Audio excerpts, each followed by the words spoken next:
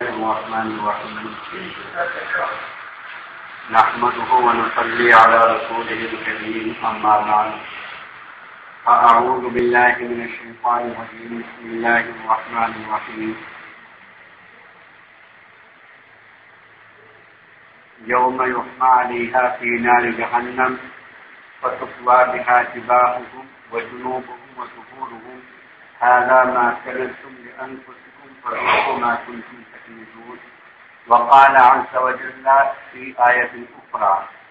إلا تنصروه فقد نصره الله إذ أخرجه الذين كفروا ثاني اثنين إذ هما في الغار إذ يقول لصاحبه لا تحزن إن الله معنا صدق الله العلي العظيم. بزرگوں اور بھائیوں،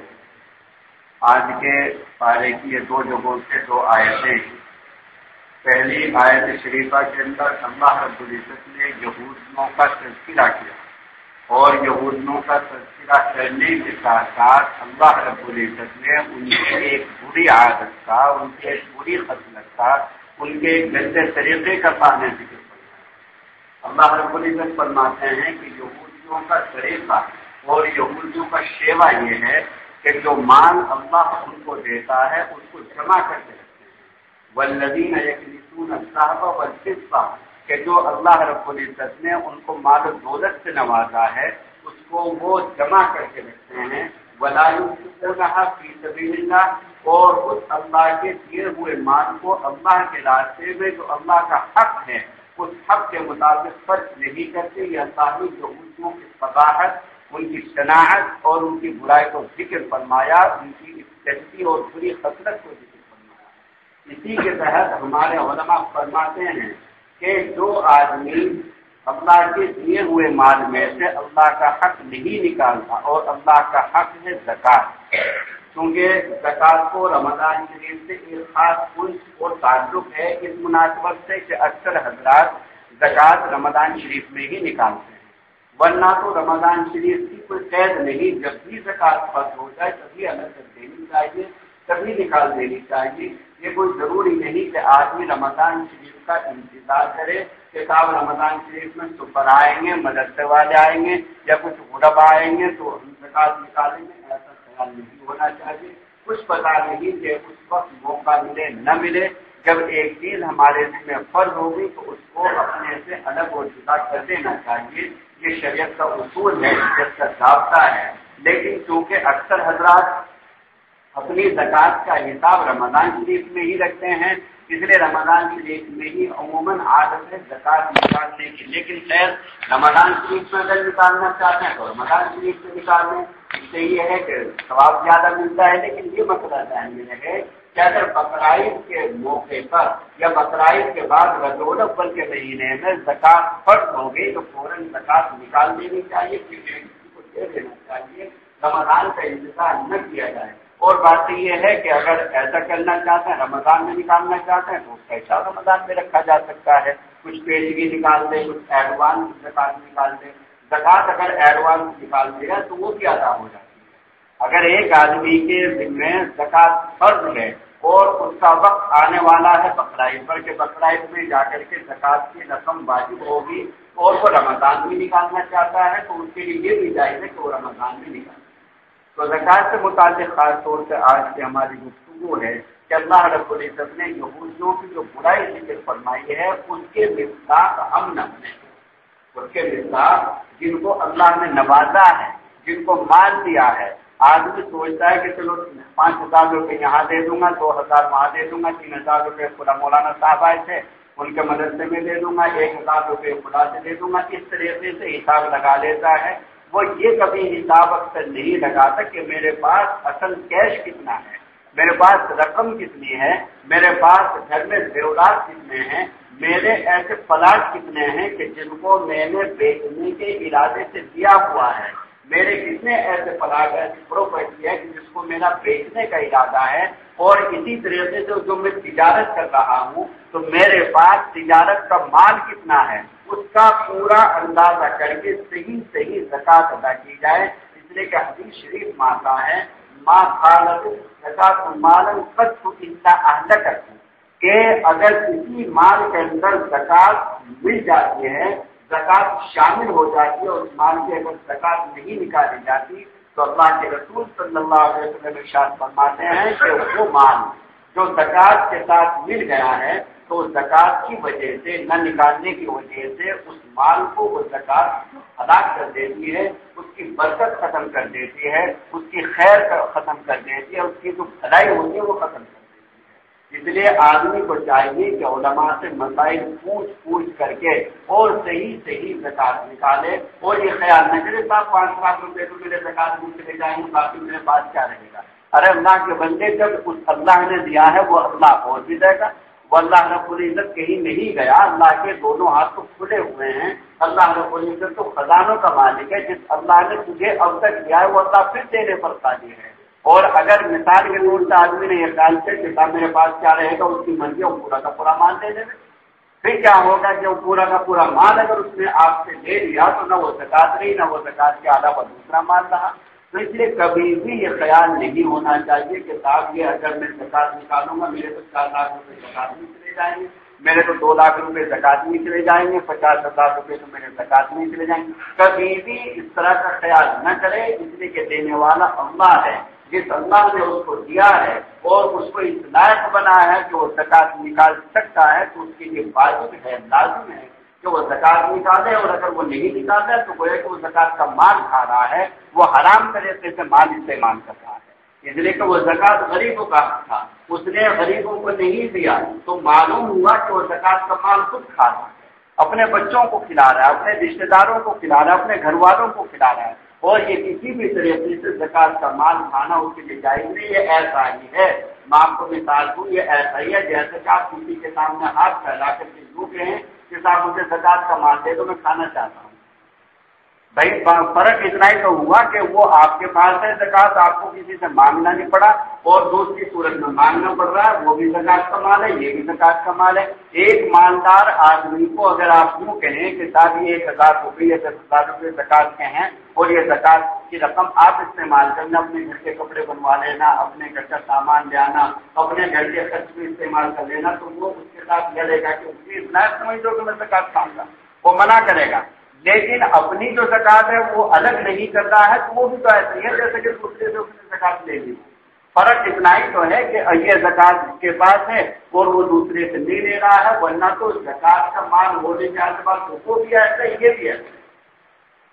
زکات کا مال ہونے کے اعتبار سے دونوں برابر ہیں۔ تو اس لیے جتنی بھی زکات بنتی ہے بالکل صحیح، چاہے کوئی سرکاری ملازم ہو، چاہے کوئی بزنس مین ہو، تجارتی آدمی ہو، کوئی بھی ہو، اپنے گھر کا صحیح حساب لگا کر کے اپنے گھر میں جو عورتیں ہیں، ہماری جو مائیں بہنیں ہیں، ان کے زیورات دیکھیں کہ ان کے زیورات کتنے ہیں، اس کے صحیح انداز کے مطابق آپ زکات نکالیں، اس میں کوئی بھی کوتاہی نہ کریں۔ کیوں؟ اس لیے کہ اللہ رب العزت فرماتے ہیں کہ جو مال میں زکات ادا نہیں کی جاتی تو کل قیامت کا دن ہوگا، اللہ رب العزت کے سامنے جب ایسا آدمی پیش کیا جائے گا جس نے زکات ادا نہیں کی تو اس کا پورا مال اللہ رب العزت اسی شکل میں جمع کر دیں گے، یوم یحمى علیہا فی نار جہنم، کہ پورا کا پورا مال اللہ رب العزت اس کا جمع کر دیں گے، اور جہنم کی بھٹی میں اس مال کو دہکایا جائے گا، اس مال کو تپایا جائے گا، اور اس کے بعد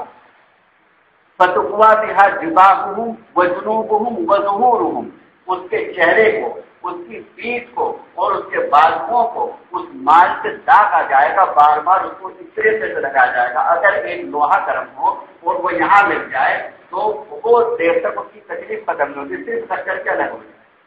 لگ کر کے الگ ہو جائے گا۔ اس طریقے سے لگا کر کے ایسے چسپاں کر دیا جائے لوہے کو تو آدمی تڑپ جاتا ہے، پریشان ہو جاتا ہے، لیکن اگر اتنا سا بھی کسی نے کر دیا کہ ایک گرم سلاخ اگر ہے اور اس کو اس طریقے سے کھینچ دیا جائے تو دیکھو کتنی تکلیف ہوتی ہے۔ قرآن کریم کا ذرا قرآن کریم سچی بات ہے، قرآن کریم اللہ کی بات سچی ہے، کوئی یہ جھوٹی بات نہیں، اس کے اندر ذرہ برابر کوئی شک نہیں۔ جو اللہ نے فرماتے وہ ہو کر رہے گا، اللہ رب العزت کے یہاں فیصلہ ہے، اللہ اس کو ضرور پورا کریں گے۔ اللہ رب العزت فرماتے ہیں کہ جس مال سے زکات نہیں نکالی جاتی اس مال کو آگ کی بھٹی میں تپایا جائے گا، اور تپا کر کے بار بار اس کو ڈاکا جائے گا، اور یوں کہا جائے گا ھذا ما کنزتم لانفسکم، یہ وہی مال ہے جو تم نے اپنے لیے جمع کیا تھا، فذوقوا ما کنتم تکنزون، آج یہ منظر تمہارے سامنے پیش کیا جا رہا ہے کہ تم اس مال کا مزہ چکھو جس کو تم جمع کر کے رکھا کرتے تھے، جس کو تم گن کر کے رکھا کرتے تھے۔ آدمی اپنی پاس بک کیش بک دیکھتا رہتا ہے کہ میرے پاس بک میں ابھی 50,000 روپے ہیں، اگلے مہینے 60,000 روپے ہوتے ہیں کہ نہیں، اس سے اگلے مہینے 1,00,000 روپے ہوئے نہیں، اب 2 لاکھ، اب 3 لاکھ، وہ 99 کا چکر جاتا ہے۔ اگر 5 لاکھ ہیں تو 7 لاکھ بنانے کی کوشش ہے، 7 لاکھ ہیں تو 10 لاکھ بنانے کی کوشش ہے، 10 لاکھ ہے تو 15 لاکھ بنانے۔ سب کی اکثر کوشش یہ ہوتی ہے، اللہ ماشاء اللہ تو میں نہیں کہتا، اللہ کے نیک بندے ایسے بھی ہیں کہ جو اللہ کے راہ میں خوب لٹاتے ہیں، لیکن اکثر کا مزاج یہ ہے کہ وہ گن گن کر کے پیسوں کو رکھتے ہیں کہ آج ہمارے کتنے پیسے ہوئے، آج کتنا لین دین ہوا، اور ایک مہینے میں کتنا ہوا، اس سال میں ہمیں کتنی بچت ہوئی، اور کبھی اس کو یہ خیال نہیں ہوتا کہ میں نے آج کتنا صدقہ نکالا، آج میں نے اللہ کے راستے میں کتنا خرچ کیا، آج میں نے فلاں غریب کا کتنا خیال کیا، آج میں نے کس کے کپڑے بنوائے، آج میں نے کس غریب کا قرض ادا کرا۔ کچھ کبھی خیال نہیں آتا، اگر خیال آتا ہے تو اس بات کا کہ میرے فلاں پیسے کی ایفڈی ہوئی یا نہیں ہوئی، میرے فلاں بچے کا پلاٹ ولاٹ کا انتظام ہوا ہے، جو فلاں بچے کا مکان بننا ہے، اس کا پلاٹ لینا ہے، اس کے لیے ڈپوزٹ کرنا، کچھ نہ کچھ اللہ کے بندے کو یہی فکر رہتی ہے۔ اگر فکر نہیں ہوتی تو زکات نکالنے کی نہیں ہوتی، تو اس لیے اس بات کا خاص طور سے خیال رکھا جائے۔ بزرگوں بھائیوں، اللہ نے جس کو جتنی بھی حیثیت دی ہے، کوئی ضروری نہیں کہ آپ بہت سارا مال نکالیں، جتنا اللہ نے مقرر کیا ہے، 2.5% 100 روپے میں 2.5 روپے اور 1 لاکھ روپے میں 2500 روپے، جو اللہ نے 2.5% مقرر کیا ہے، صرف اللہ اس کا مطالبہ کرتا ہے۔ اللہ رب العزت فرمائیں گے قیامت کے روز کہ اے میرے بندے، میں بھوکا تھا اور مجھے روٹی کی ضرورت تھی اور میں نے تجھ سے روٹی مانگی لیکن تو نے مجھے روٹی نہیں کھلائی، تو بندہ کہے گا اے اللہ آپ تو غنی ہیں، آپ تو مالدار ہیں، آپ تو نوازنے والے ہیں، بنا ایسے کیسے ہو سکتا تھا کہ آپ کو روٹی کی ضرورت ہوتی، ایسے کیسے ہو سکتا تھا کہ آپ غریب ہوتے، ایسے کیسے ہو سکتا تھا کہ آپ مجھ سے مانگتے۔ اللہ فرمایا کہ میرا خدا بندہ تیرے دروازے پر آیا تھا مانگنے کے لیے، وہ بھوکا تھا، اس کو ضرورت تھی روٹی کی، اس کو ضرورت تھی کپڑے کی، اس کو ضرورت تھی، وہ پریشان تھا، لیکن تو نے اس کو دھتکار دیا تھا، تو نے اس کو دھتکارا تو گویا کہ مجھے دھتکارا، اس لیے کہ وہ میرا بندہ تھا، تجھے میرے اطلاع بنا تھا کہ تو اس کی ضرورت پوری کر سکتا تھا، لیکن تو نے ضرورت پوری نہیں کی۔ آج اس کی سزا یہ ہے کہ تجھے میں جہنم کی بھٹی میں ڈالتا ہوں۔ اللہ رب العزت فرمائیں گے تو وہ دن آنے سے پہلے ضروری ہے کہ جس کی جیسی حیثیت ہے اس حیثیت کے مطابق اللہ کے راستے میں خرچ کیا جائے، یہود شو کے طریقے پہ نہ چلا جائے، محمد عربی صلی اللہ علیہ وسلم کے طریقے پر چلا جائے۔ اگلی آیت میں حضرت ابوبکر صدیق رضی اللہ تعالیٰ عنہ کے واقعے کو اللہ رب العزت نے ذکر فرمایا۔ حضرت ابوبکر صدیق رضی اللہ تعالیٰ عنہ کو خوش نصیب انسان ہے کہ رسول پاک صلی اللہ علیہ وسلم کی امت میں سب سے اعلیٰ درجے کا جو متقی اور پرہیزگار آدمی ہے وہ حضرت ابوبکر صدیق رضی اللہ تعالیٰ عنہ ہے۔ حضرت ابوبکر صدیق کے اوپر بڑھ کر کے کوئی دوسرا شخص نہیں۔ قرآن نے ابوبکر صدیق کے بارے میں فرمایا اتقا کہ میری یہ رسول پاک صلی اللہ علیہ وسلم کی امت میں سب سے بڑا متقی، سب سے بڑا پرہیزگار، سب سے بڑا نیک اگر کوئی آدمی ہے تو حضرت ابوبکر صدیق رضی اللہ تعالیٰ عنہ ہیں۔ اللہ رب العزت نے ان کے واقعے کو ذکر فرمایا کہ جس وقت حضور پاک صلی اللہ علیہ وسلم مکہ مکرمہ سے مدینہ طیبہ کی طرف ہجرت کرنے کے ارادے سے تشریف لے چلے تو حضرت ابوبکر صدیق رضی اللہ تعالیٰ عنہ ساتھ تھے۔ تو باقاعدہ بہت تفصیل کے ساتھ مختصر طریقے سے بات کرتا ہوں کہ حضرت ابوبکر صدیق رضی اللہ تعالیٰ عنہ ساتھ تھے۔ یہ قرآن کریم کا طرز اور انداز دیکھیے کہ قرآن نے کسی اور ساتھی کے لیے صحابی کا لفظ استعمال کیا، صاحب کا لفظ، دوست کا جو لفظ استعمال کیا قرآن کریم نے تمام صحابہ کرام نے صرف حضرت ابوبکر صدیق رضی اللہ تعالیٰ عنہ کے لیے استعمال کیا ہے۔ ایک مرتبہ حضرت عائشہ صدیقہ رضی اللہ عنہا رسول پاک صلی اللہ علیہ وسلم کے ساتھ شہر میں لیٹی ہوئی تھی اور آسمانوں پر ستارے کھل رہے تھے، خوب اچھی طریقے سے روشنی کے ساتھ ستارے بکھرے ہوئے تھے۔ حضرت عائشہ صدیقہ رضی اللہ تعالیٰ عنہا نے معلوم کیا کہ اللہ کے رسول جتنے آسمانوں پر ستارے ہیں کیا اتنی بھی کسی کی نیکیاں ہیں؟ اس لیے کہ آسمانوں پر ستارے اربوں خربوں کی تعداد میں ہیں، بے شمار ہیں، لا تعداد ہیں، ان کا کوئی اندازہ نہیں۔ تو حضرت عائشہ نے معلوم کر لیا کہ اللہ کے رسول جتنے آسمانوں پر ستارے ہیں کیا یہ بھی کسی کی نیکیاں ہیں؟ حضور پاک صلی اللہ علیہ وسلم نے ارشاد فرمایا کہ ہاں ہاں اتنی بھی نیکیاں ہیں۔ حضرت عائشہ کو پورا یقین تھا کہ اگر ذکر آئے گا تو میرے والد کا آئے گا، میرے ابا ابو بکر کا آئے گا۔ تو حضرت عائشہ نے معلوم کیا کہ اللہ کے رسول اتنی نیکیاں کس کی ہیں، تو حضور پاک صلی اللہ علیہ وسلم نے فرمایا کہ اتنی نیکیاں عمر کی ہیں۔ حضرت عمر رضی اللہ تعالیٰ عنہ کا نام لیا کہ اتنی نیکیاں عمر کی ہیں۔ اب حضرت عائشہ کو احساس ہوا کہ میرے ابا کا ذکر آنا چاہیے تھا لیکن عمر کا ذکر کر رہے ہیں رسول پاک صلی اللہ علیہ وسلم۔ حضور پاک صلی اللہ علیہ وسلم حضرت عائشہ کی اس احساس کو سمجھ گئے اور حضرت عائشہ سے فرمائے کہ اے عائشہ تم ابو بکر کے بارے میں سوچ رہی ہو، ابو بکر کی تو اتنی نیکیاں ہیں، اتنی نیکیاں اللہ کے پسند سے، اتنی عمر کی پوری زندگی کی نیکیاں ہیں، اتنی ابو بکر کی ایک دن کی نیکیاں، اتنی حضرت عمر کی پوری زندگی کی نیکیاں، اتنی تو ابو بکر کی ایک نیکی ہے۔ حضرت عمر رضی اللہ تعالیٰ عنہ کہا کرتے تھے ابو بکر صدیق سے کہ اے ابو بکر صدیق، میری خواہش یہ ہے کہ میری زندگی کے جتنے نیک اعمال ہیں، جتنی بھی نیکیاں وہ سارے کے سارے تم لے لو اور غالب طور میں جو تم نے رسول اللہ صلی اللہ علیہ وسلم کے ساتھ راتیں گزاری ہیں ان میں سے ایک رات مجھے دے۔ وہ مقام ابو بکر کا تھا۔ پوری دنیا کی آنکھوں نے ایسا سچا عشق اور ایسی سچی محبت نہ کبھی پہلے دیکھی تھی اور نہ کبھی بعد میں دیکھی، اتنا سچا عشق جیسا ابو بکر صدیق کو تھا۔ جس وقت غالب طور میں چلے گئے حضرت ابو بکر صدیق رضی اللہ تعالیٰ عنہ اور رسول اللہ صلی اللہ علیہ وسلم کو ندا دیا اور حضرت ابو بکر صدیق کی دان کے اوپر حضور پاک صلی اللہ علیہ وسلم کا جسم مبارک تھا، پورے سوراخوں کو بند کر دیا جو اس میں سوراخ تھے، ایک سوراخ باقی رہ گیا جس کے بھی کچھ کپڑا نہ مل سکا کہ اس کو بند کر سکیں، اس لیے حضرت ابو بکر نے اس کے اوپر اپنے پیر کا انگوٹھا ایسے رکھ اس طریقے سے پیر کا انگوٹھا رکھا اور اس کو دبا دیا تاکہ کوئی موذی جانور نکل کر کے رسول اللہ کو تکلیف نہ پہنچا دے۔ اب جیسے وہ رکھا تو اندر سے ایک زہریلے جانور نے کاٹا، ایک بار کاٹا، دو بار کاٹا، تین بار کاٹا، وہ مسلسل کاٹتا رہا۔ لیکن ابو بکر کے عشق کا حال دیکھی کیا محبت تھی اور کیا مقام تھا ابو بکر رضی اللہ تعالیٰ عنہ کا، یہ زہریلا جانور ہے، بار بار کاٹ رہا ہے لیکن ابو بکر کے انگوٹھے کو جنبش نہ ہوئی، حرکت نہ کر سکے اور درد کی وجہ سے تڑپ گئے حضرت ابو بکر صدیق رضی اللہ تعالیٰ عنہ اور تڑپنے کی وجہ سے آنکھوں سے آنسو جاری ہو گئے اور وہ آنکھوں کے جو قطرات تھے رسول اللہ صلی اللہ علیہ وسلم کا چہرہ مبارک گود میں تھا، وہ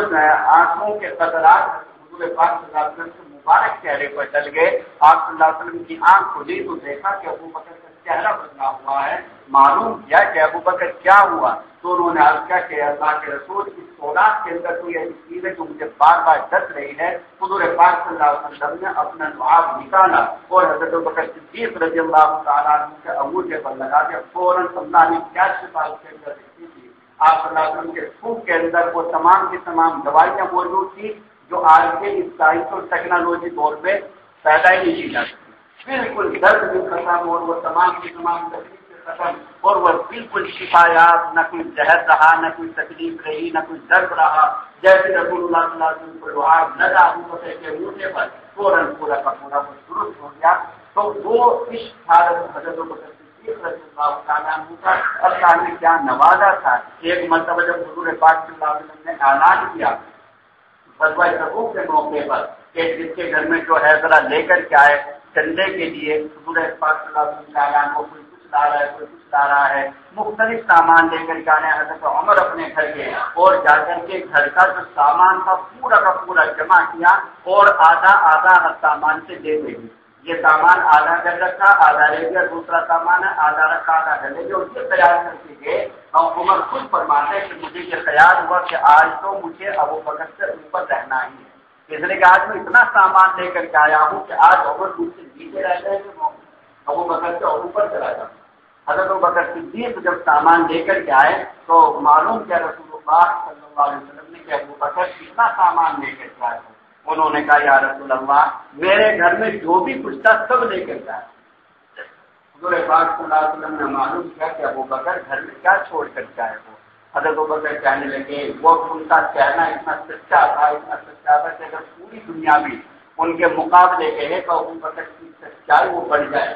ان کی صداقت اور ان کا جو بھروسہ تھا اللہ کی ذات پر وہ ویسے ہی تھا. ایک تو ہم کہتے ہیں اس بات کو، ایک ابو بکر کی زبان سے نکلی ہوئی بات ہے. ابو بکر نے کہا کہ اللہ کے رسول گھر میں صرف اللہ اور اس کے رسول کا نام چھوڑ کر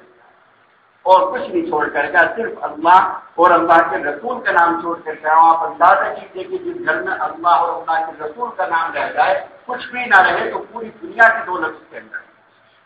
پورے آسمان و زمین کے خزانے اس گھر کے اندر ہیں جس میں اللہ اور اللہ کے رسول کا نام رہ جائے. کچھ بھی نہ رہے، کوئی کھانے کی چیز نہ رہے، استعمال کی چیز نہ رہے، کچھ بھی نہ رہے، لیکن اگر اللہ اور اللہ کے رسول کا نام جس گھر کے اندر ہے تو سمجھو کہ دنیا اور دنیا سے بڑھ کر کے آسمانوں کے خزانے اس مکان کے اندر موجود ہیں. وہ شان ابو بکر رضی اللہ تعالیٰ عنہ کی تھی. تو ہمیں سبھی کو اس کا خاص طور سے خیال رکھنا چاہیے کہ تمام صحابہ کرام کی عظمت، تمام صحابہ کرام کی محبت، سب سے اونچا مقام 4 صحابیوں کا ہے. حضرت ابوبکر صدیق رضی اللہ تعالیٰ عنہ، حضرت عمر فاروق رضی اللہ تعالیٰ عنہ، حضرت عثمان غنی رضی اللہ تعالیٰ عنہ، حضرت علی مرتضیٰ کرم اللہ وجہہ. یہ 4 صحابی ہیں جن کا مقام سب سے اونچا ہے. اس کے بعد پھر وہ 6 صحابی ہیں کہ جو عشرہ مبشرہ میں شمار ہوتے ہیں. حضرت زبیر بن عوام ہیں، حضرت عبداللہ بن مسعود ہے، وہ 6 صحابی ہیں. اور باقی جتنے بھی صحابہ ہیں سب کی عظمت ہمارے دل کے اندر